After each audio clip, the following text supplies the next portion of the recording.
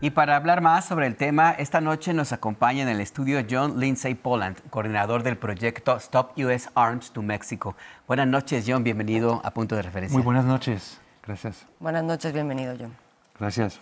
Pareciera que es como algo que se sabe, pero entiendo que no queda tan claro, John, el hecho de que las armas que provocan muertes en Estados Unidos no es que sean las mismas, pero son básicamente el mismo modelo, la misma venta, la misma comercialización la que asesina a personas en México. Y la gran cantidad de armas que en Estados Unidos pues también facilita este tipo de situaciones. ¿Cuál es el propósito? ¿Qué es lo que se tiene que saber? ¿Por qué tiene que llegarse a esta protesta, manifestación, señalamiento binacional?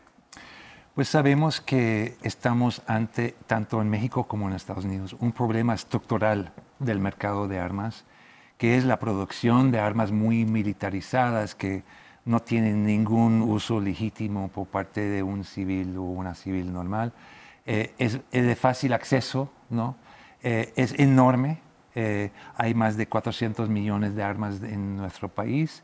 Y esto, claro, tiene su impacto en México, porque realmente para las organizaciones criminales en México es perfecto para su modelo de negocio. Pueden acceder a armas de calibre 50 que puede tirar más de 2 kilómetros, puede penetrar tanques, puede derivar helicópteros, y lo han hecho en Jalisco.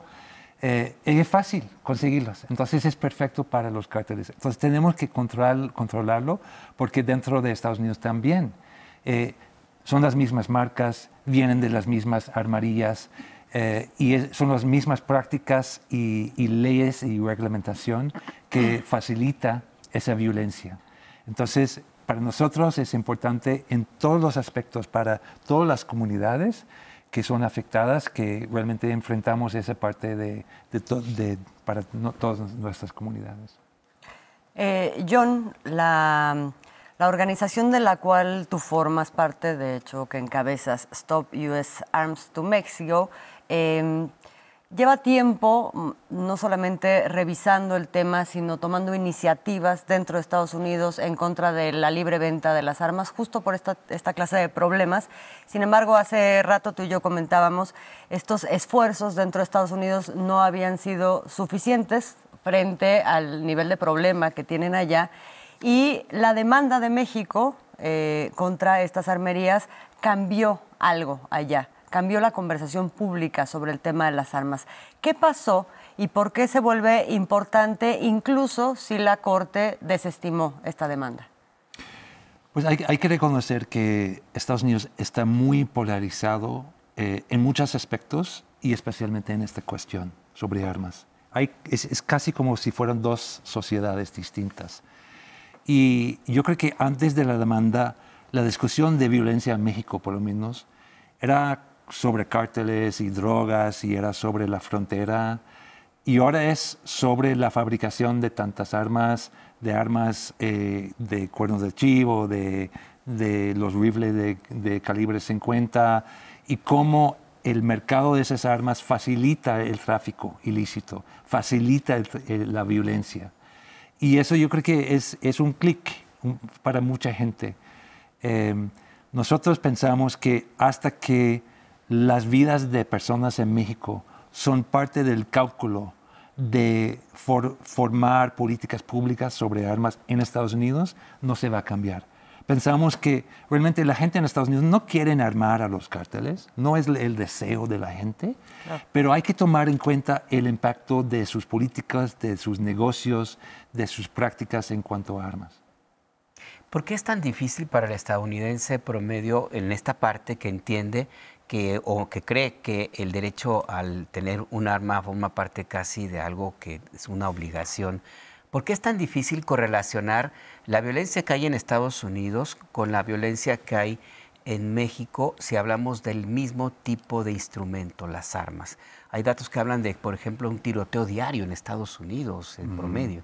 ¿Por qué es tan difícil hacer esta correlación? Bueno, hay el problema de información, ¿no? No hay mucha información en Estados Unidos sobre las personas que están sufriendo, y a veces no hay mucha información en México tampoco, ¿no? Por ejemplo, podemos hablar de homicidios. En México normalmente el arma utilizado en un homicidio pues no es encontrado.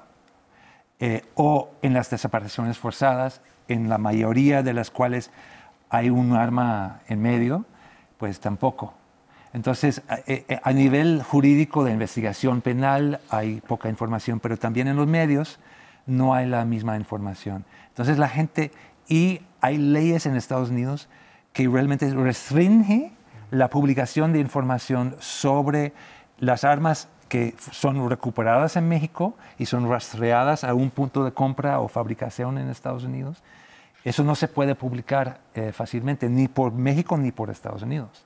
Entonces, esa falta de información también está influyendo en las opiniones de las personas en Estados Unidos. Yo creo que la gente no quiere más violencia ni en Estados Unidos ni en México. No, y hay que entender también que el flujo de migrantes que busca asilo tiene que ver mucho con la presencia de armas, porque la violencia está forzando a muchas familias para salir de sus comunidades, o en Centroamérica, o en Haití, o en México, como familias enteras.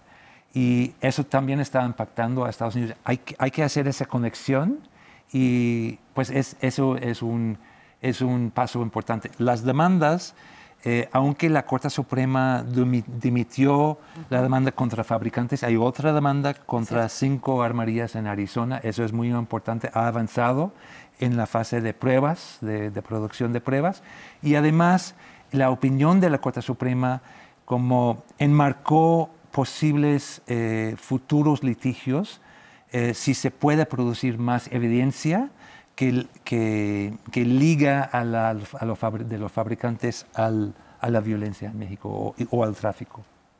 Tomando como punto de partida, digamos, ese momento o ese estatus que nos estás describiendo, John, ahora se da esta movilización, esta iniciativa, en donde se está planteando por parte de tu organización la necesidad de una estrategia binacional, es decir, un esfuerzo colaborativo. ¿Por dónde iría la cosa? ¿Tendría que ver con esfuerzos litigiosos también de orden jurídico? ¿Qué es lo que se está previendo, John? Pues pensamos que los cambios en la violencia tienen que venir no solamente de los gobiernos. Apoyamos los esfuerzos del gobierno mexicano en la demanda y otros esfuerzos, pero pensamos que hay que haber un esfuerzo desde el pueblo, desde abajo.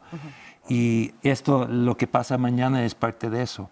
Y también tenemos que unir nuestros esfuerzos. Hay muchas luchas, tanto en Estados Unidos como en México, sobre la migración o sobre la violencia o sobre el bienestar en las comunidades afrodescendientes o en las comunidades indígenas, que se hacen por separado. Y tenemos que unirnos porque las causas realmente son las mismas. No solamente las armas, pero también las políticas en cuanto a las migrantes que están violando el debido proceso, están quebrando familias enteras, están creando un régimen autoritario en Estados Unidos, y eso está afectando a gente, migrantes, personas dentro de nativos de la comunidad de Estados Unidos y todos. Entonces tenemos que trabajar juntos interseccionalmente para producir un impacto positivo. Una última pregunta de mi lado. ¿Mañana qué va a pasar? Exacto. Pues vamos a estar en Monumento de la Revolución, empezando con música a las 10 y una conferencia de prensa a las 11. Tenemos una delegación aquí de sobrevivientes de tiroteos en Estados Unidos y también especialistas. También vamos a escuchar de personas de otras ciudades, porque como escuchamos hay en una decena de ciudades en ambas naciones otras actividades. Entonces va a ser una actividad simultánea para unirnos en los diferentes lugares para buscar la paz con justicia en todas nuestras comunidades. ¿¿Algún mensaje, John, con el que te quieras despedir para nuestra audiencia? Pues yo creo que tenemos que trabajar juntos. Hay muchos errores que se hacen en todas las comunidades, en todos los gobiernos, pero es tiempo para unirnos, para buscar soluciones a esa violencia, y eso tiene que ver con cambiar las estructuras que están armando la violencia en ambos países.